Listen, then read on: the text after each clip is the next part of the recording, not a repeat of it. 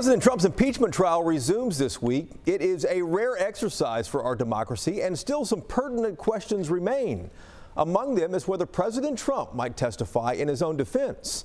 We spoke exclusively to Pam Bondi from the White House about that. She's the former Attorney General in Florida and now a special advisor to the president.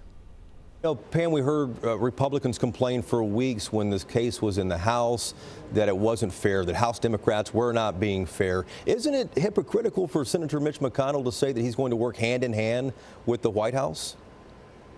Well, what that is on process, and I don't think anyone would be doing their job if that wasn't happening. You know, it has to be a fair process. The rules are going to be very similar to the Clinton rules, and President Clinton was given a very fair trial, and these rules are going to be very similar.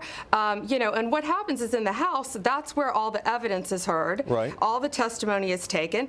That gets sent over to the Senate, and you don't rehash all the same evidence again in the Senate. And again, this just needs to get put behind all of us. The American people are tired of it. I think everyone has scandal fatigue at this point, and they want to get on with jobs, the economy, and everything great that's happening in our country. And one big question, since you guys are ready to go, is the president going to testify?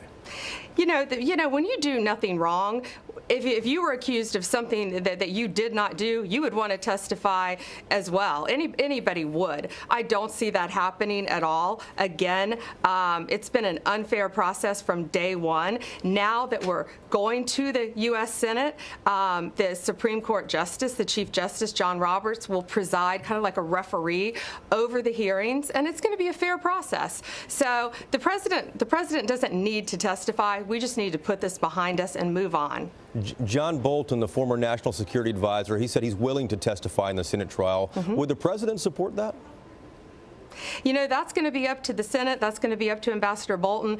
If he wants to testify, that's down the road. We're not there yet. We don't know if that's going to happen, if the Senate's even going to want to hear from him. I have a feeling they're not going to want to hear from witnesses, but that's going to be up to the Senate, and then we'll cross that bridge when we get to it.